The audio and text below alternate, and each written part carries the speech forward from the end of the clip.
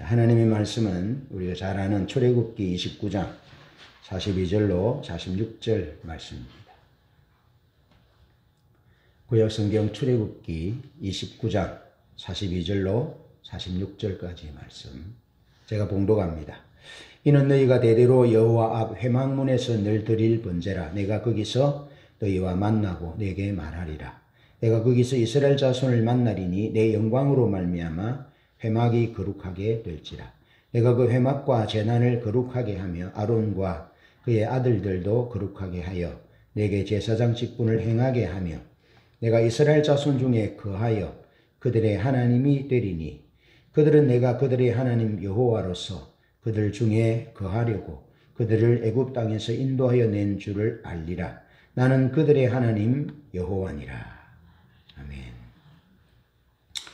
오늘은 하나님께서 이스라엘 백성들을 애굽에서 430년 종살이 하던 그 애굽에서 해방시키신 후에 시내산으로 인도하셨고 하나님 말씀하시기를 너희를 독수리 날개로 업어 내게로 인도했다. 그렇게 말씀하셨습니다. 그런 다음에 모세를 시내산으로 부르셔서 이스라엘 백성과 언약을 맺으셨습니다. 그 언약의 핵심 두 가지는 예배 공동체와 정의와 사랑으로 사회적 약자들을 사랑하는 삶에 대하여 말씀하셨습니다. 따라서 시내산 언약을 통해서 명령하신 하나님의 말씀인 본문을 토대로 오늘은 예배와 삶이 가능한 사랑과 믿음에 대해서 말씀을 나누어 보려고 그럽니다. 예배와 삶에 대한 균형, 또 믿음이 사랑이 동반될 때만 역사가 있다. 하나님의 역사가 있다라는 이 말씀을 나누겠습니다.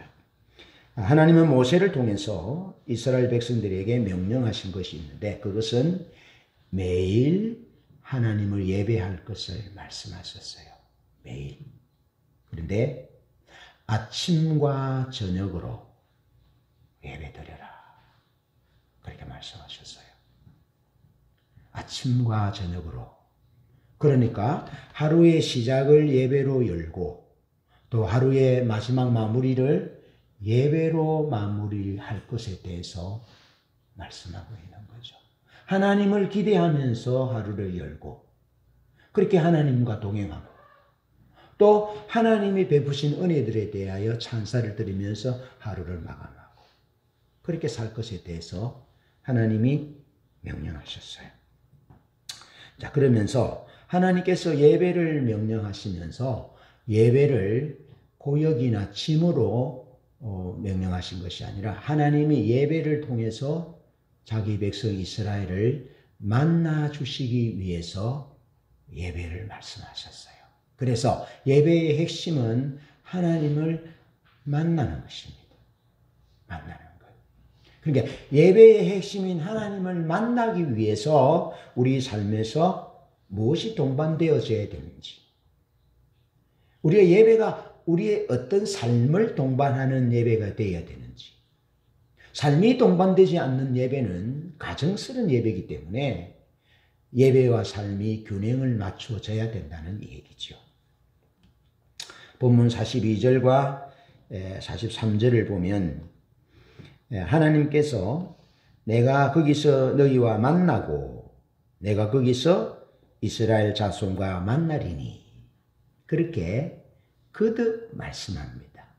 내가 거기서 너희와 만나고 내가 거기서 이스라엘 자손과 만나리니 예배하는 곳에서 만나겠다는 겁니다. 하나님을 기대하며 하나님을 기다리는 그곳에서 하나님이 오시겠고 하나님이 말씀하신 대로 구별하여 드리는 그곳에 하나님이 내가 그곳에서 내가 거기서 이스라엘 자손과 내 백성과 만날 것이다. 그렇게 말씀하고 있습니다. 이를 토대로 볼 때 하나님의 예배는 하나님께 드려지는 예배는 인격적 관계를 토대로 만남이 이루어지도록 예배를 말씀하셨다는 겁니다. 내가 거기서 만나리라. 거기서 만나리라. 거기가 어딥니까? 하나님이 말씀하신 곳. 하나님이 말씀하신 대로 아침 저녁으로 하나님을 기억하여 하나님을 만나기 위하여 나아가는 그곳에서 하나님이 만나겠다. 하나님이 여기 선언목자교회 여기 와서 예배하면 만나겠다. 이렇게 말씀해 놓고 하나님이 저기 마산역에 가서 기다리면 되나요? 그런 바보스러운 약속을 하는 사람이 있습니까? 그런 사람은 없지요. 하물며 하나님이 내가 거기 있어. 예배하는 거기 있어. 내가 말한 대로 내가 말한 곳에서 구별하여 예배하는 그곳에서 거기서 그들을 만날 것이다. 라고 말씀하고 있는 거죠. 그래서 기억하여 예배를 드리는 것은 하나님이 인격적이신 분이고 인격체이시라는 것을 기억하여 하나님 그분의 약속대로 나아가는 것이죠. 그러면서 스가랴 1장 3절, 16절, 또 스가랴 2장 10절에 보면 이스라엘 백성들이 바벨론에서 포로되어 왔을 때 성전을 건축하다가 성전 건축이 어려움에 부딪히잖아요. 그 사마리아 사람 산발락과 도비아를 비롯한 반대하는 역당들 때문에 성전 건축이 중단되고 어려움에 처하게 됩니다. 그래서 하나님이 이스라엘 백성들에게 너희가 내게로 돌아와라 말씀합니다. 성전 건축이 어려움에 처해져서 성전 건축이 중단된 것은 어떻게 보면 불가항력적인 한계로 인해서 페르시아 왕이 못하게 하니까 중단할 수밖에 없는 거죠. 그럼에도 불구하고 하나님은 그들의 중심을 살피는 거지요. 그들이 이렇게 생각했겠죠. 페르시아 황제가 못하게 하니까 잘못하다가는 반란자로 얽혀서 죽게 될지도 모르는데 큰 고역을 당할지도 모르는데 그러면서 한 발짝 물러선 거죠. 근데 하나님은 어떻게 하시기를 원하는 하나님의 뜻에 따라서 회복되었다면 하나님이 뒷받침하실 것이다.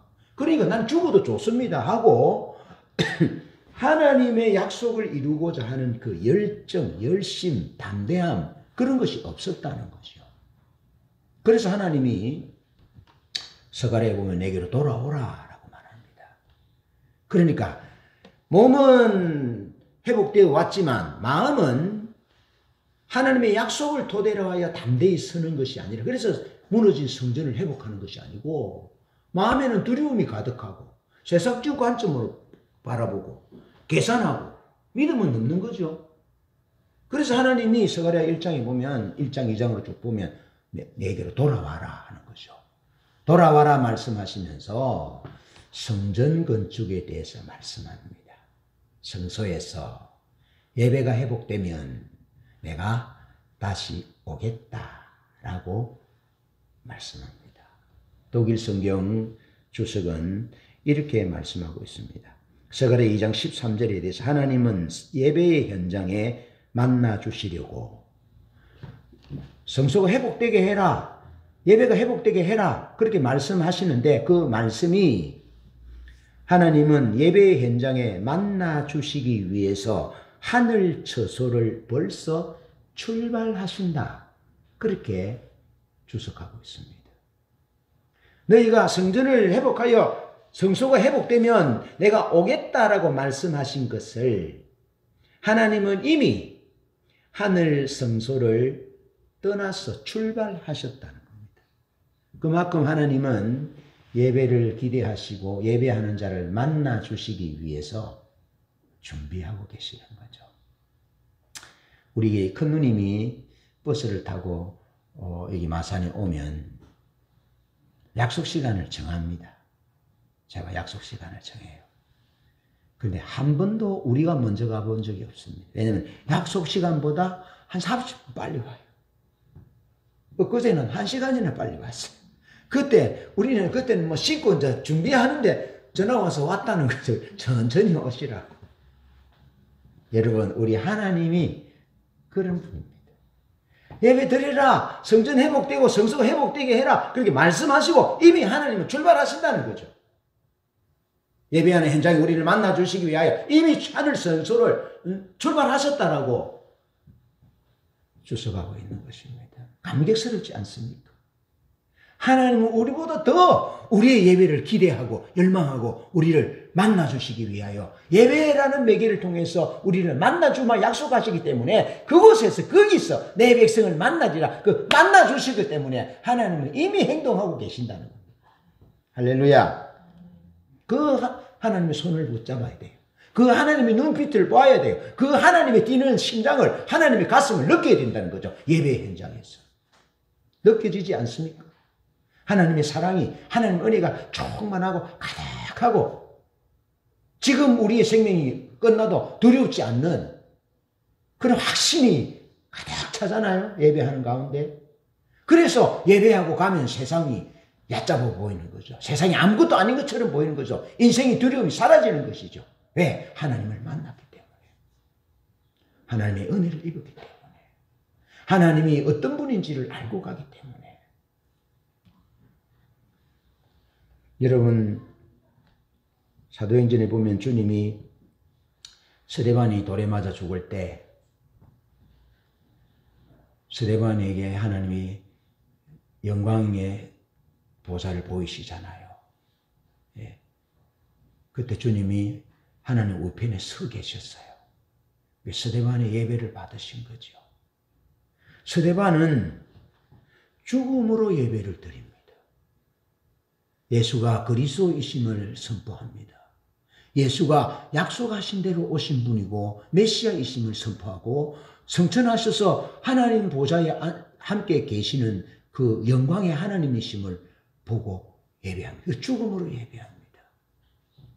그 죽음으로 예배하는 그곳에 성자 예수께서 영광으로 임하시고 서 계셨습니다. 할렐루야. 하나님은 예배를 통해서 우리를 만나주십니다. 만나주시기를 기뻐하시고 그곳에서 만나겠다. 이곳이 별 볼일 없는 상가 건물이지만 하나님을 예배하는 곳이기에 이것이 거룩한 곳이고 여러분 사람이 많이 모인 것이 중요한 것이 아니라 주님이 오시는 것이 중요합니다. 주님이 오시는 것. 주님이 이곳에 오셔요. 약속을 따라서 진리를 따라서 예배할 때 성령을 기대하고 예배할 때 주님이 오시는 거죠. 오셔서 우리 마음 만지시고 우리를 울게 하시고 우리 마음의 병을 화병 같은 것들을 녹여주시고 육신의 병들을 혈관을 깨끗하게 치료하시고 머리를 맑게 하시고 복수심과 자괴감으로 가득한 우리의 마음을 깨끗하게 치유하시고 사랑하는 마음으로 채우시고 예배할 때 그렇게 한다 이 말이죠. 예배할 때. 여러분 출애굽의 목적은 예배 드리는 데 있습니다. 우리가 지금 출애굽의 말씀을 계속해서 큐티하잖아요. 이제 10가지 재앙이 나오기 전인데 계속해서 보면 출애굽기 3장 12절부터 해서 쭉 보면 5장부터 13장까지 내 백성을 보내라. 그들이 광야에서 나를 예배할 것이다. 내게 희생을 드릴 것이다. 그러면서 하나님이 모세를 부르실 때 하나님이 너를 보낸 증거가 이곳에서 이 산에서 돌아와서 이곳에서 예배할 것이다. 거기 내가 너를 보낸 증거다. 두고 봐라. 그렇게 말씀하시고 실제로 말씀하신 대로 거기서 예배하잖아요. 할렐루야. 예배하는 것이 출애굽의 목적이라고요. 그래서 예배하는 곳에 주님이 오셔서 만나시고 말씀하시기 위해서 그렇게 예배를 말씀하신 거죠. 그러면서 여러분 하나님이 이스라엘 백성들을 이제 애굽에서 건져내실 때 뭐라고 말씀하시냐면은 내가 아브라함과 이삭과 야곱에게는 엘사다이로 나타났다. 엘사다이. 엘사다이는 전능한 하나님이라는 거죠. 전능한 하나님. 능력의 하나님. 능력의 하나님은 여러 가지 기적과 이적을 통해서 계시됩니다. 능력의 하나님. 그런데 모세에게 계시하신 하나님은 야훼로 계시하잖아. 여호와로. 여호와는 말씀으로 약속하신 바를 이루시는 하나님이라는 뜻이에요. 그러니까 자연현상이라든지 어떤 능력으로 나타나는 그 하나님보다는 더 사실적 관계로 다가오잖아요. 말한 것을, 내가 너에게 말한 것을 이룰 것이다 라고 계시하시는 하나님이 여호와 하나님이라는 거죠. 그러면서 하나님이 그 말씀하신 대로 이루시기 위해서 어떻게 하시느냐 하면 애굽에서 사람 취급받지 못하고 국고성 비동과 라암셋을 짓는 그런 물건이요, 노예요, 업적에 따라서 평가받는 그런 존재들이고 자유도 없어요. 예? 짐승과 같습니다. 물건입니다. 물건. 그런 존재들을 하나님이 이스라엘 백성들을 애굽에서 해방하셔서 예배를 통해서 만나 주시려고 합니다. 바로는 이스라엘 백성을 만나주지 않습니다. 이스라엘 백성들은 바로를 만날 수가 없습니다. 만나주지도 않습니다. 만남도 이루어지지 않습니다. 왜? 인간이 아니기 때문에 만날 필요가 없는 것입니다. 아니, 만나야 뭐 얘기가 되고, 만나야 사랑이 싹두고, 만나야 무슨 역사가 일어나는데, 이스라엘 백성들은 바로를 만날 수가 없어요. 예, 만날 수가 없어요. 영원히 종입니다. 영원히 물건입니다. 영원히 업적으로 평가되는 존재들입니다. 자유가 없습니다. 인격적 교제는 없습니다. 그냥 상명하복입니다. 위에서 명령하면 짐승처럼 일해야 됩니다. 그리고 모세가 가서 내 백성을 보내라 하니까 바로가 어떻게 취합니까? 짚을 주지 마라. 곡초를 주지 말고 너희들이 밖에 나가서 구해가지고 그리고 흙에 섞어서 벽돌을 만들어. 그런데 벽돌의 숫자는 이전처럼 짚을 주던 데와 같이 똑같이 만들어내라 하잖아요. 한번 생각해 보세요. 그 수많은 백성들이 국고성 비돔과 람셋을 짓는데 집이 없어요. 집이 없어요. 제가 어릴 때요, 우리 동네 한 80호, 100호 마을인데요. 그 연탄이 아직 막 나올까 말까 하는 그런 때였어요. 그러니까 이제 연탄을 뗄라 해도 돈이 없어서 연탄을 살 수 없을 뿐만 아니라 그 방의 구조를 연탄 구조로 바꾸어야 되잖아요. 불가능해요. 그래서 이제 산에 가서 뗄감으로 나무를 해와서 뗄감으로 나무를 했는데요. 방학이 딱 되잖아요.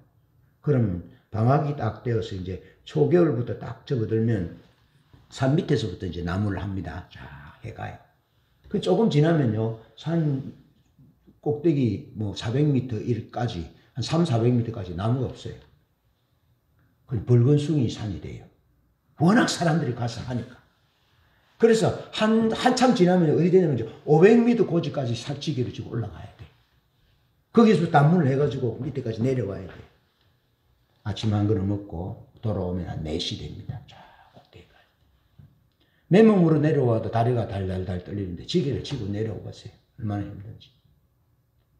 그랬는데 지금 이 이스라엘 백성들이 얼마나 많습니까?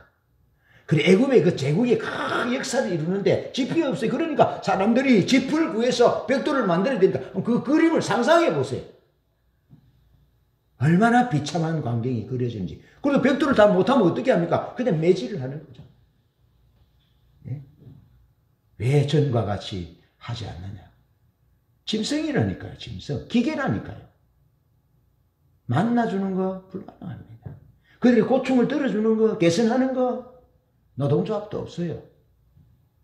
그런데 하나님은 그들을 여호와 하나님으로 계시하시면서 너희 선조들 아브라함과 이삭과 야곱에게 약속하여 주마한 땅으로 너희들을 데려가겠다. 그래서 너희를 그곳에서 예배하게 하고 내가 너희를 만나주겠다. 만나주고 내가 너희에게 말하겠다. 너희가 어떻게 살아야 하고 어떻게 이웃을 위해야 되고 어떻게 사는 것이 행복으로 가는 길인지에 대해서 말씀하겠다. 예배를 통해서 말씀하는 거죠. 저는 예배를 드리면서 예배 드릴 말씀을 준비하면서 또 콘티를 짜고 준비하고 본문을 찾고 성경을 읽고 그러면서 하나님 내게 말씀하시는 것을 늘 봤습니다. 늘 말씀하십니다. 그래서 감격하고 엎드리고 이 본문 말씀도 잘 아는 말씀인데 내가 그곳에 거하겠다라는 말씀이 필이 꽉 와가지고 이 본문을 해서 설교 말씀을 작성하게 됐습니다. 이것이 노예와 물건이 아니라 우리를 인격적이고 특별한 존재로 대우해 주시는 하나님의 사랑인 것입니다.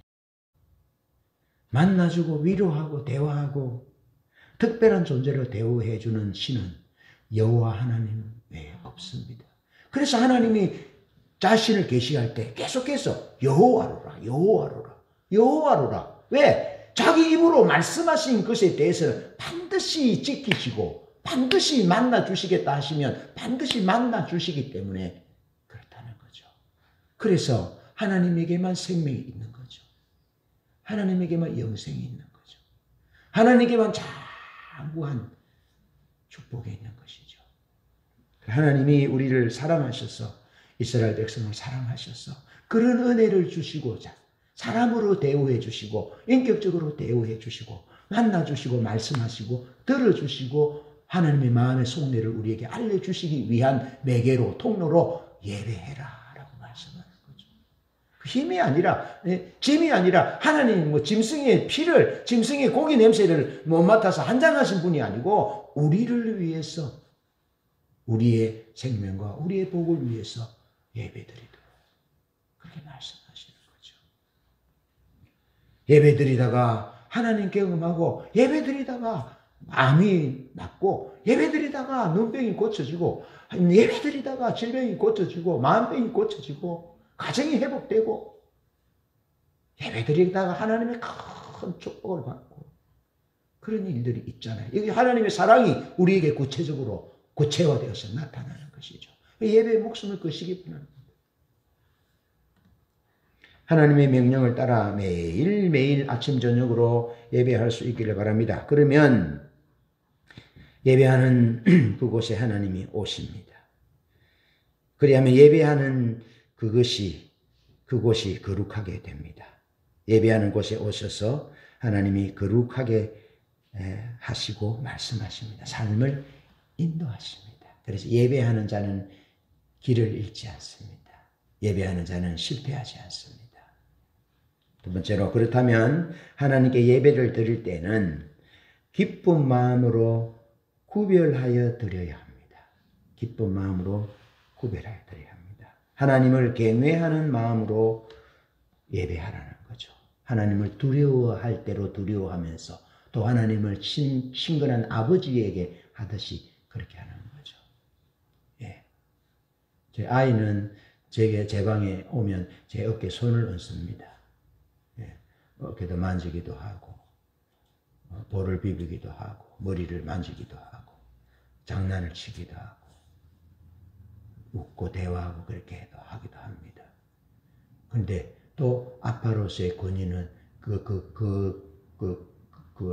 거리는 침범에 들어오지 않습니다.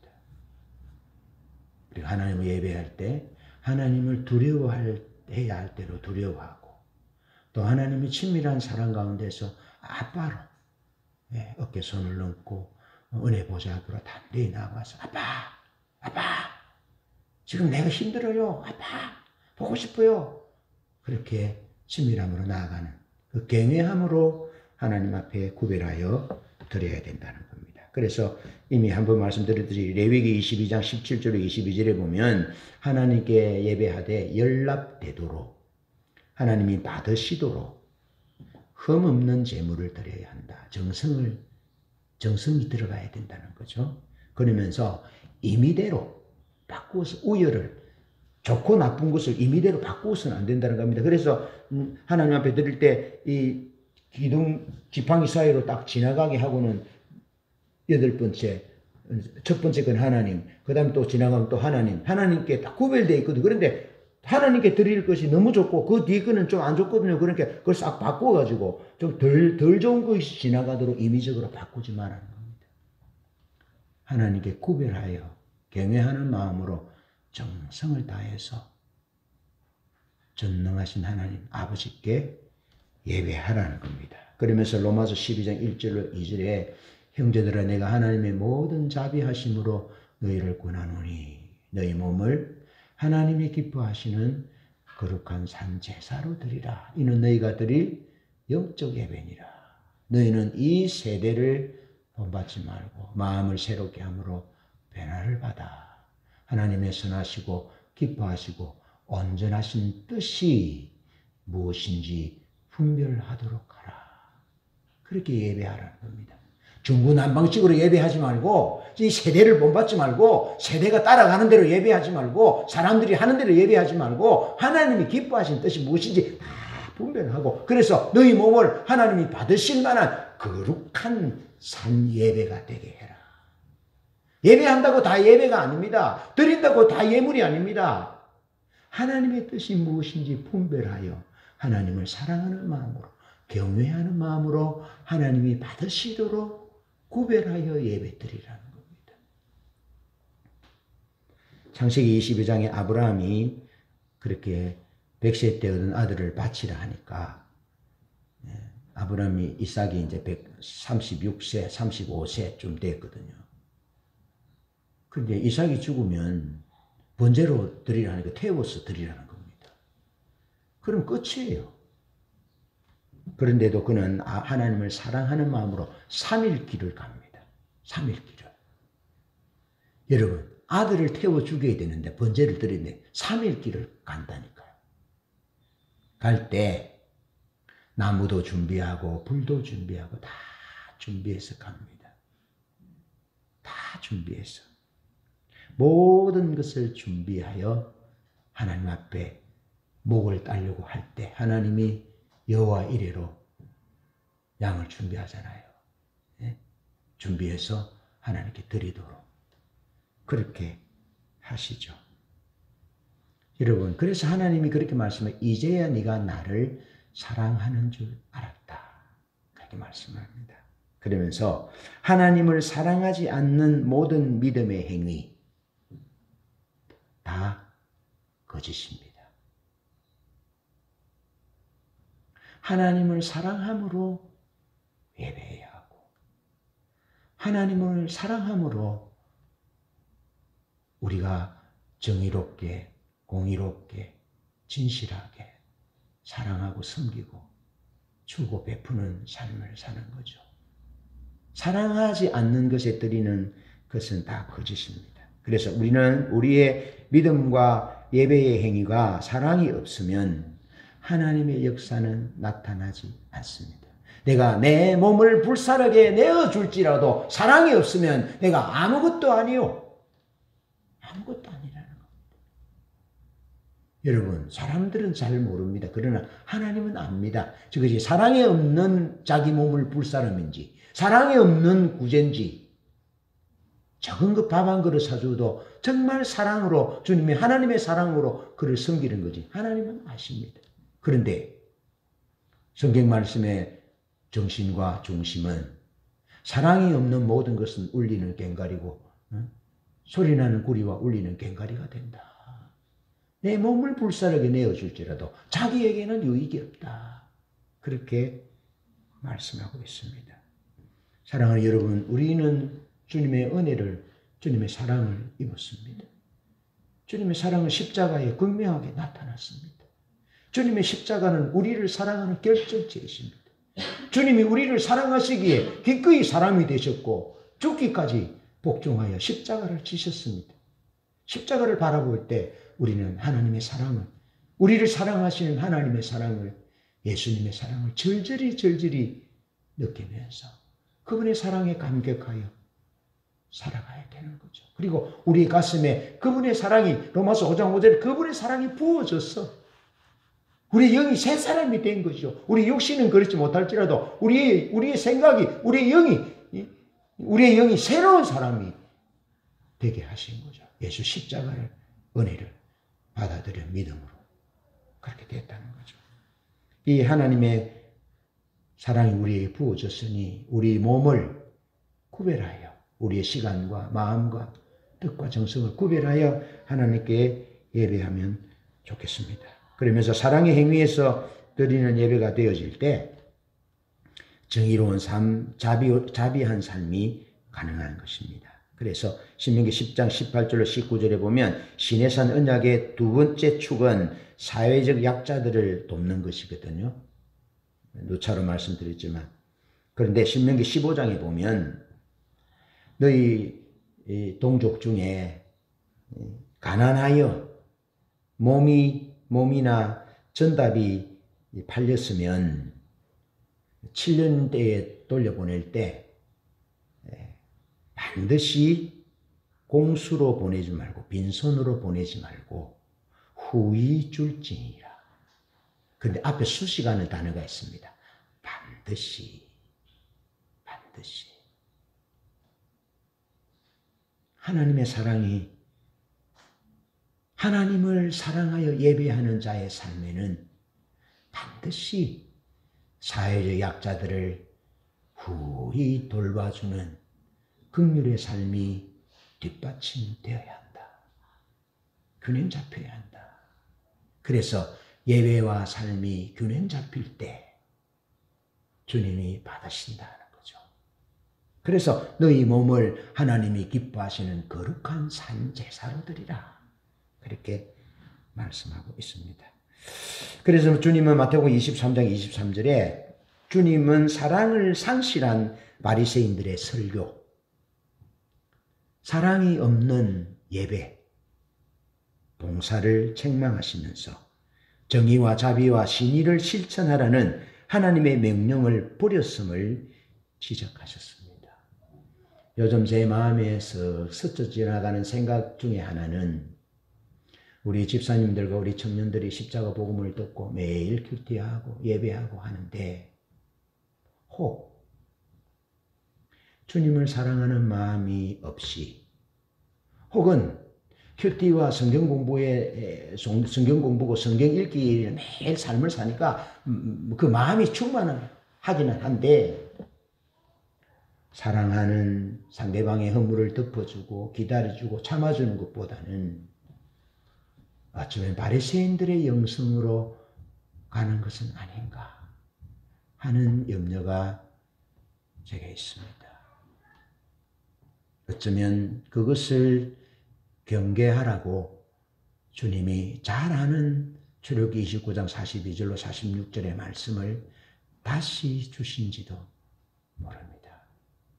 여러분, 바리새인의 영성, 바리새인의 모습으로 돌아가게 된다면 차라리 우리는 이 시점에서 성경 읽기와 큐티와 성경 공부를 중단하는 것이 맞습니다.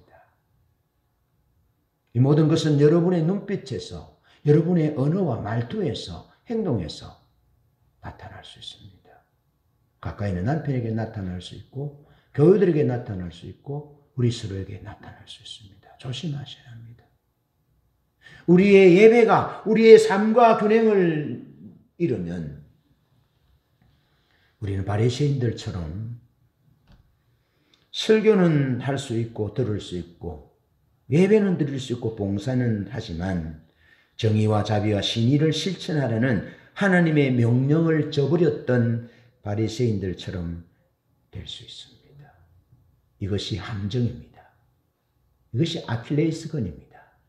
조심하셔야 합니다. 우리 스스로를 돌아보십시다. 나는 나를 돌아보고 여러분은 여러분들을 돌아보고 그래서 혹 내가 바리새인의 영성으로 가까워지는 아닌지 돌아보면서 신해산 언약의 두 축을 말씀하신 예배와 삶이 균형을 이루어야 된다는 그렇게 할 때 반드시 빈손으로 보내지 않고 후히 섬기고 베푸는 그런 삶을 살아가게 될 것입니다. 구약 신학자들은 말합니다. 시편이 구약 성경에 딱 중간에 있거든요. 시편은 하나님 앞에 예배 드릴 때에 드리는 찬송시잖아요. 그래서 하나님을 예배하는 삶, 하나님을 노래하는 삶이 올바르게 자리매김할 때 여러분 모세가 오늘 우리가 읽은 성경에서 모세가 이제 죽기 전에 노래를 가르치잖아요. 노래를. 그런 것일 같아요. 하나님을 노래하는 사람은 그 삶에 하나님을 높이는 사람은 이웃에 대해서 정의로운 삶, 공의로운 삶, 정직한 삶, 하나님이 말씀하신 명령을 순종하는 삶이 가능하다는 겁니다. 그리고 보면 바리새인들은 하나님을 진정으로 예배드리지 않았죠.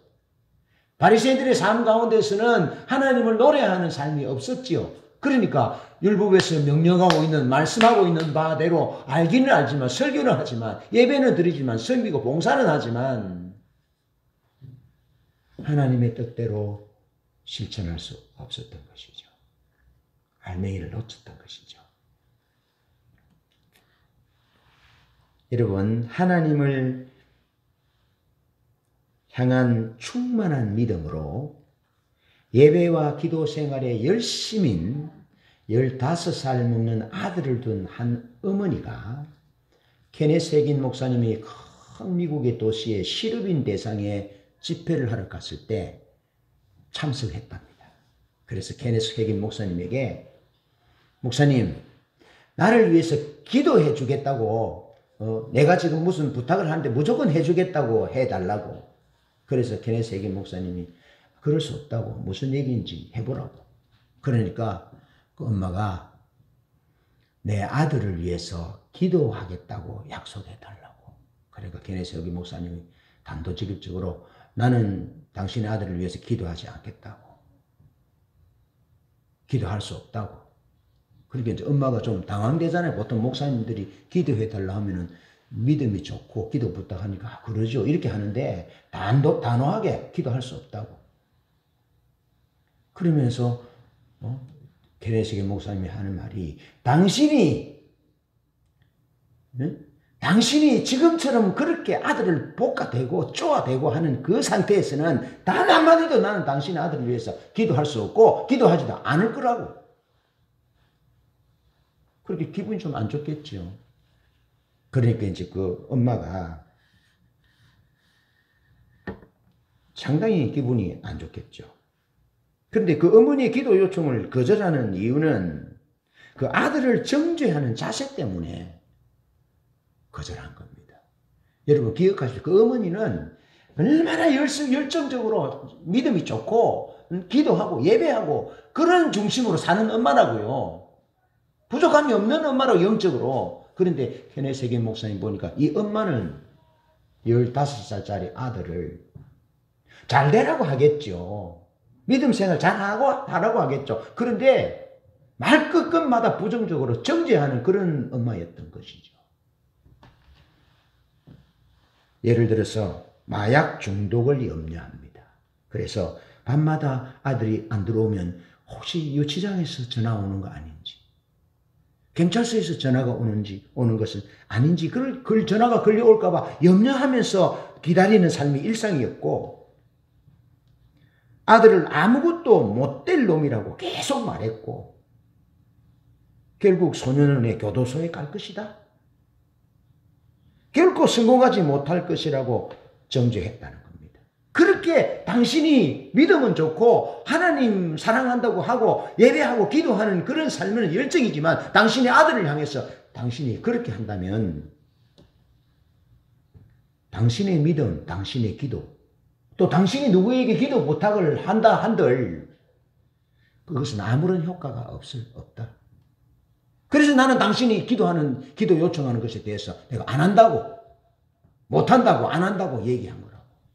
단호하게 얘기하니까 그 엄마가 주춤하면서 자기 자신을 정확하게 진단하고 말하거든요. 그리고 어떻게 하면 좋겠느냐 그렇게 물어봅니다. 그러니까 케네스 해긴 목사님이 이렇게 말합니다. 아들에게 설교하지 마라. 아들에게 잔소리하지 마라. 야단치지 마라. 교회 가라고 윽박지르지도 말아라. 성경, 교회, 하나님. 십자가 이런 얘기 하지 마라. 일체 그런 얘기는 하지 말고 아들을 믿음으로 감싸라. 저주하고 안 될 놈이다. 교도소 갈 놈이다. 이렇게 얘기하지 말고 아들을 믿음으로 감싸라. 말도 믿음으로 감싸라. 믿음 있는 말로 격려하고 그 존재 자체를 소중히 여기고 믿음으로 둘러싸고 당신이 믿는 바를 기도하라. 아들의 상태를 보고 마약 중독자가 되더니 교도소에 간다든지 안 될 놈이라든지 그렇게 판단하지 말고 당신이 믿음대로 믿음으로 아들을 위해서 기도해라. 내 아들을 하나님의 사자가 붙들어 주시고 악한 일이 일어나지 않도록 해주시고 하나님의 성령으로 인도하시고 하나님의 말씀의 약속이 그 아들에게 이루어지게 하시고 그런 믿음으로 기도하라는 거죠. 당신이 믿는 말을 기도하라. 그리고 핵심적인 얘기를 합니다. 사랑으로 행하라. 사랑으로 행하라.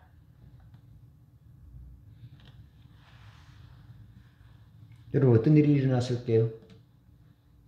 15개월 후에 그 도시에 기도 집회에서 다시 갔는데 목사님께 찾아갔어요. 어머니가 목사님 저를 알겠습니까? 모르겠다고 너무 많은 사람들이. 저는 그때 15개월 전에 아들을 위해서 기도해 달랐던 엄마입니다. 알거든요. 목사님 처음엔 참 어려웠습니다. 그런데 목사님이 말씀하시는 대로 시키는 대로 믿음으로 말하고 믿음으로 기도하고 아들에게 교회 가라 뭐 해라 잔소리도 하지 않고 내가 그를 사랑으로 그렇게 했더니 6개월 되는 어느 날 주일 아침에 그날도 토요일에 늦게 들어왔는데 주일 아침에 아들이 엄마 난 엄마와 함께 오늘 교회 가고 싶어요. 그러니까 엄마가 네 어제 저녁에 늦게 들어왔잖아. 그래서 쉬어야지. 그래야 또 내일 또 일을 할 수 있잖아. 아니에요 어머니. 엄마와 함께 교회 갈 거예요. 그 교회 갔어요. 그리고 또 저녁 예배 시간에도 또 엄마와 같이 교회 가겠다고. 6개월 후에 그렇게 달라졌다는 거죠. 그러면서 어느 주일에 목사님이 설교하고 구원의 초청에 나가서 그 아들이 구원을 받았다는 거죠. 그러면서 주의 종이 되겠다고 신학교에 갈 거라고 준비한다고. 그래 좋게 인사하고 헤어지는데 다시 케네세기 목사는 부릅니다. 목사님 웃으면서 나는 새로운 아들을 얻었습니다. 목사님 나는 새로운 사람이 되었습니다. 그런 일이 일어났어요. 여러분 사랑으로 행하여야 합니다. 판단하고 일어나는 것들을 따라서 말하지 말고 내 속에 있는 성령의 인도를 따라서 믿음으로 말하는 것입니다. 그렇게 할 때 예배와 삶이 균형을 맞추는 거죠. 그런 삶을 사시기를 축복합니다. 그러면서 마지막으로 예배와 삶, 사랑과 믿음이 균형을 유지할 때 하나님의 궁극적 목적이 이루어집니다. 하나님은 거룩한 곳에서 임재하며 만나주시고 영광을 나타내십니다. 43절로 44절에 보면 하나님은 예배하는 장소와 사람을 거룩하게 구별하십니다. 이 시간 우리를 하나님 구별하십니다. 그런데 사랑이 동력이 되고 믿음의 반응을 하는 곳에 오셔서 거룩하게 합니다. 그러니까 사랑으로 하나님을 예배하고 믿음으로 반응하는 그곳에 오신다고요.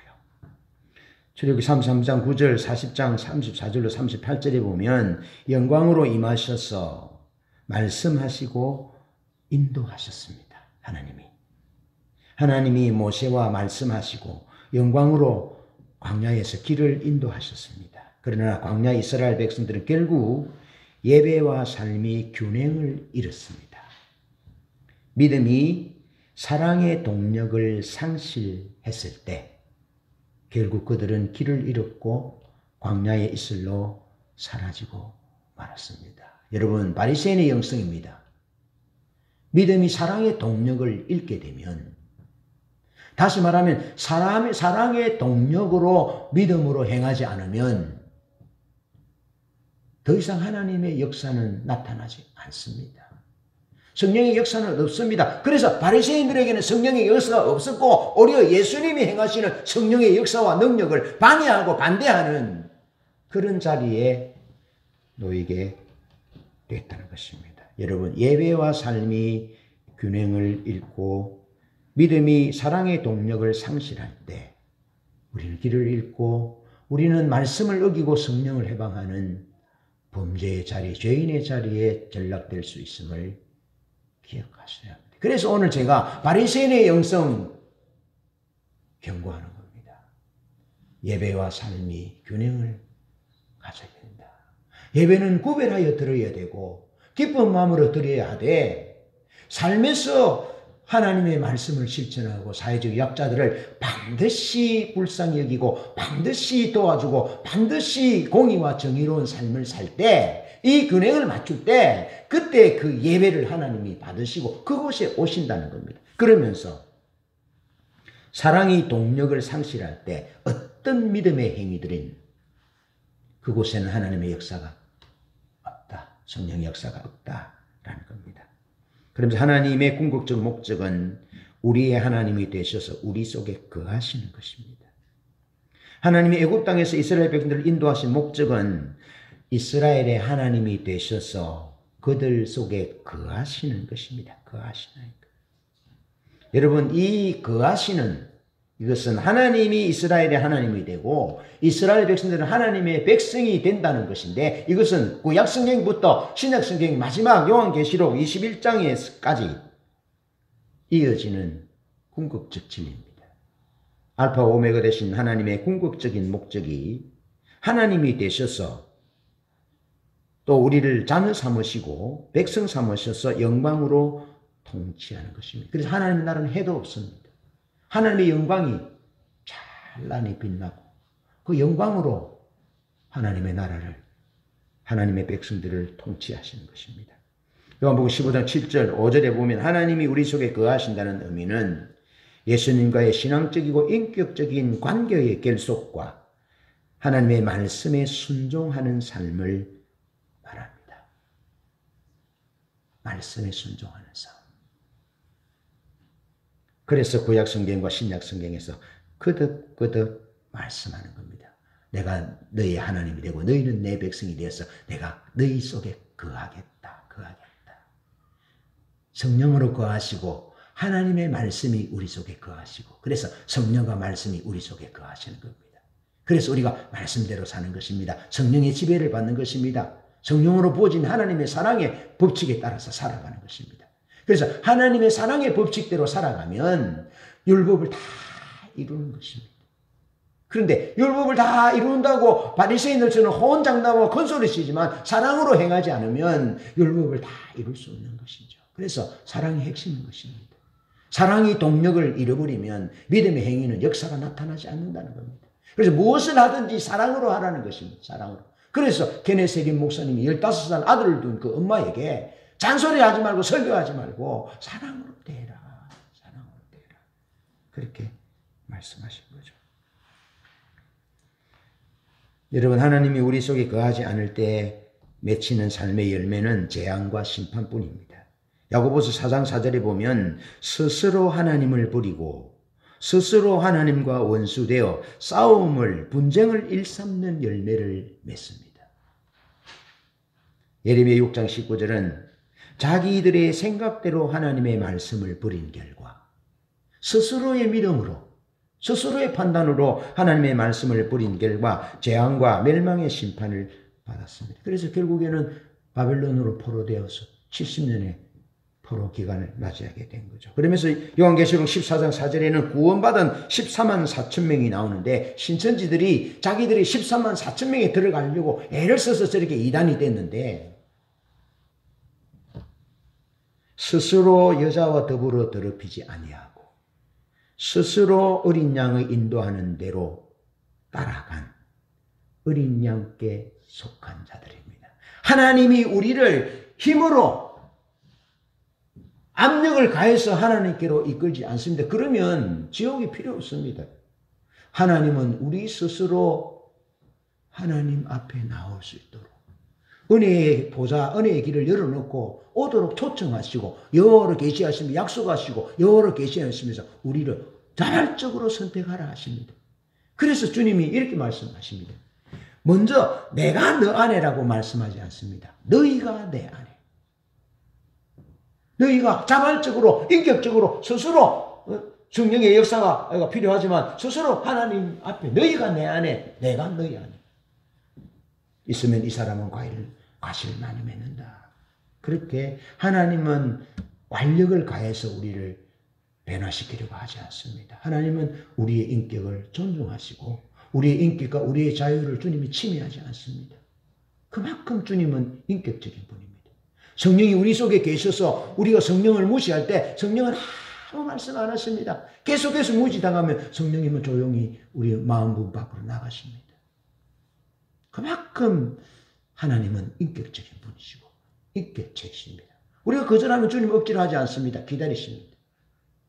우리는 어떻나요? 우리는 아내와 남편과 아이들과 상대방에게 어떻게 합니까? 조심하시라는 것이죠. 자, 오늘은 두 가지 이야기로 설교의 결론을 내리려고 합니다. 2021년 9월 23일 목요일인데 저의 일기의 제목은 나는 악마를 보았다입니다. 여기서 말하는 악마는 접니다.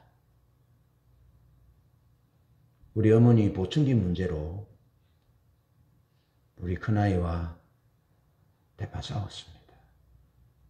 아마 어린아이인 우리 큰아이는 제가 어릴 때 그 아이를 반듯하게 키운다는 맹목하에 좀 체벌도 하고 좀 엄하게 길러서 어떤 권위자에 대한 반발심이 좀 있었습니다. 그래서 대파 싸웠어요.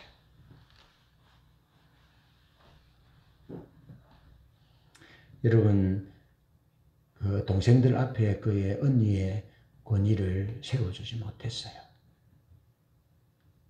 그리고 아이들에 대한 저의 서운함과 무너진 기대 등의 저의 쓴뿌리와 약함으로 폭발한 것 같습니다. 그래서 아이들도 많이 울었습니다. 다 울고 그랬습니다. 그래서 내린 결론이 나는 악마를 보았다. 그러면서 결론을 하나님을 찾지 않은 열매다. 명절이라는 것에 초점을 맞출 것이 아니라 하나님을 찾고 예배하는 것에 초점을 맞추지 못한 열매였다. 그렇게 내 일기 2021년 9월 23일자 일기의 제목과 결론을 그렇게 내렸습니다. 여러분, 장담할 수 없습니다. 누구도 호언장담할 수 없습니다. 누구도 예배하지 않으면, 하나님의 얼굴을 구하지 않으면, 사랑의 동력으로 행하지 않으면 누구든지 악마가 될 수 있습니다.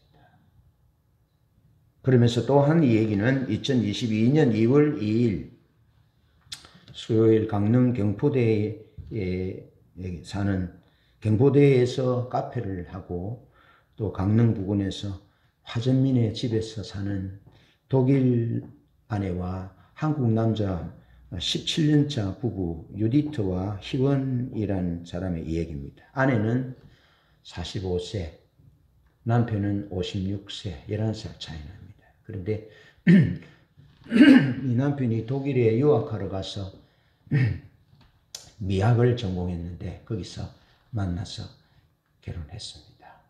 결혼했는데 이제 다큐죠. 보니까 그 남편의 얘기가 제 마음에 감동을 주고 내 삶의 결단을 하게 하는 계기가 됐어요. 그래서 이렇게 나눕니다. 결론으로. 그게 뭐냐면 17년 동안 부부는 봄이 되면 꽃들 심고 아름답게 가꾸고 그렇게 했습니다. 그런데 그 남편이 하는 얘기가 이 독일 아내 유디트가 그 경포대 부근에서 카페를 하는데 남편이 설거지를 이렇게 해주면 고맙대요.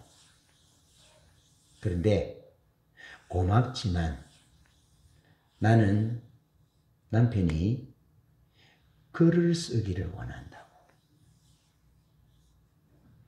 그렇게 얘기를 합니다. 근데 있을 수 있는 일이고 또 우리가 그 일들을 간과할 수 있는 일입니다. 아내가 남편에게 자기 혼자 힘들다고 요구하는 행동으로 나갈 수 있고 그것 때문에 마찰이 생길 수도 있고 혹은 남편이 아내에게 그렇게 할 수도 있고 그런 얘기를 합니다. 설거지를 해주면 좋지요. 그런데 내심은 이 사람은 미학을 전공하고 해서 책을 썼으면 좋겠다는 자기 마음의 얘기를 해요. 그러면서 이 희원이라는 남편이 이 얘기를 이렇게 합니다. 어떻게 지금까지 살았느냐라고 하면서 자기 아내에 대한 얘기를 잠깐 물어보는데 독일인 유디트라는 이 여인은 남편 희원 씨에 대한 자유를 한 번도 침해하지 않았다는 거죠. 남편 희원 씨의 삶 자체를 존중해 주더라는 겁니다. 그러면서 자기도 자기 아내를 따라서 자기 아내의 자유를 존중하고 침해하지 않으려고 17년 동안 살았다는 거죠. 그래서 나는 나를 돌아보았습니다. 나는 너무도 많은 시간 내 아내의 삶과 자유를 침해했더라고요. 내가 기준이 높아서 내 기준대로 이렇게 하시오, 저렇게 하시오, 이랬으면 좋겠어, 저랬으면 좋겠어. 그런 내용들이 너무 많아서 참 내 삶은 아직도 너무 많은 부분들이 부족하구나. 그런 생각을 하면서 그날 제가 제 아내의 삶의 자유를 침해하지 않으려고 내 마음의 작은 결심을 했습니다. 여러분, 하나님은 우리의 창조주이시고 하나님은 우리의 왕이시지만 하나님은 우리의 자유를 침해하지 않으십니다. 하나님은 완력으로 강압적으로 우리를 이렇게 저렇게 억지로 끌고 가지 않습니다. 왜? 우리는 양이기 때문에 말처럼 몰고 가면 우리는 다 죽기 때문에 그렇게 몰고 가지 않습니다.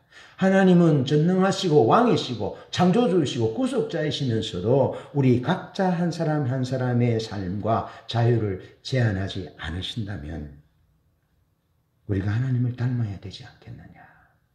그러면서 우리의 예배와 삶이 균형을 맞추고 우리가 사랑의 법에 순종하여 사랑의 동력을 가지고 믿음의 행위를 한다면 그 믿음에 사랑이 가득한 그 믿음의 행위에 하나님의 역사가 일어날 것입니다.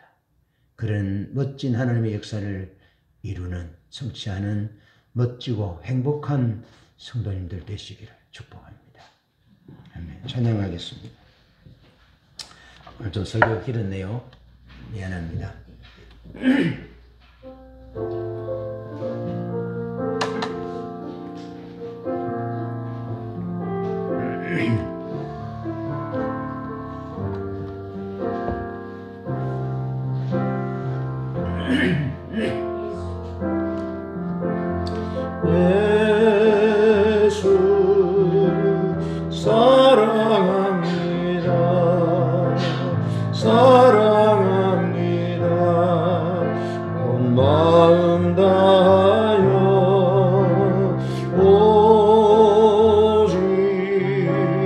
주님 한 분만